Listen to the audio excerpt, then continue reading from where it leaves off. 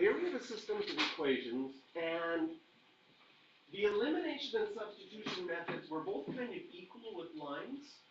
You're going to find that the substitution method gets used a little bit more than elimination when you have a line and a parabola or two parabolas, just because it's really easy to get something by itself. Like notice here in equation 1, the y is already by itself. Yes? Soft topic, and we'll get our test back today. No, we're not getting back to it. There is one person that needs to write it. And number 2 doesn't have something by itself. But if I already have y by itself in equation 1, then I can rewrite equation 2, and where the y is, I can substitute in.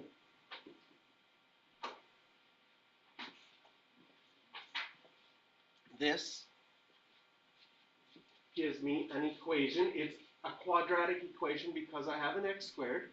So I know that I need to make one side equal to 0. We're going to look at some of the strategies we used with fractions in the past. So I'm going to rewrite it now. I'm going to combine like terms. I'm put my x squared first, and I have a plus x. And the minus 3, do you see that if you have that minus 3 and add 3 to the other side, it would just cancel out?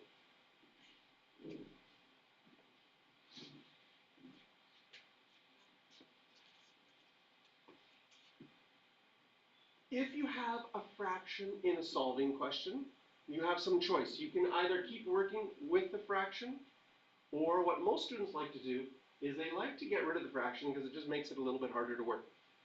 How would I get rid of a fraction? Well, I would need to multiply the entire equation by 3. If I do that, because what you do to one side, you do to the other is perfectly allowed in an equation.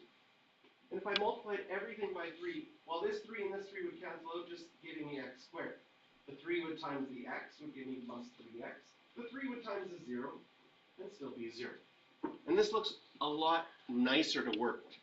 So if you have a fraction and you're solving, you can multiply both sides of the equation to get rid of the fraction. Maybe it makes your work easier. Now I can, how do I solve quadratic equations? By factoring. So if I take my equation and I factor out an x, because it's a common factor, I've changed it to multiplying, so neither this has to be 0 or this has to be 0. And you have to be careful here because sometimes you get excited that you solve for something that you quit the question without realizing what are we trying to find. We have a line and a parabola. And when you found 2x coordinate, that means that this parabola, this parabola, agree, opens up. This line actually has a negative slope. This is what's happening. We have a line with a negative slope, because I moved the x over in my head to get it to y equals mx plus b. And I would have y equals minus x minus 3. So I'm like, that's what I'm imagining. Does it make sense that it could intersect twice? And now that we found 2 values for x, we know that it does intersect twice. We need to find the corresponding, maybe I'll just write it out here. We need to find y for both of them. I'll write it out twice. Well, how do you find y if x is 0? You go to your equation, and you can choose either one. Can you see if you put a 0 in for x, both of them give you minus 3 as an answer? That's an easy one to do mental math in both of them quick. Plug in 0 for x, and you will get negative 3 twice that.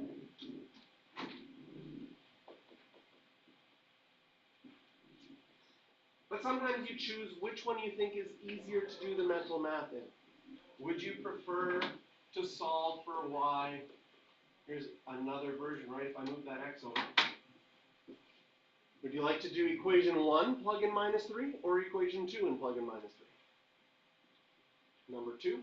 So if I plug in minus 3, minus a minus 3 is going to be positive 3, 3 minus 3 will be 0. So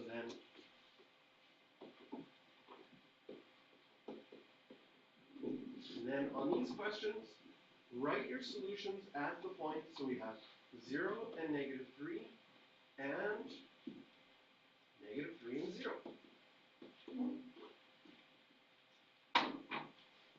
Kind of pretty answers that they're matching up sort of like that. That doesn't always happen. That's just a coincidence. So on the whiteboards later, yeah, we'll do all of our questions, and then if you want to do all the homework on the whiteboards after, we can do that. So questions 3 and 5.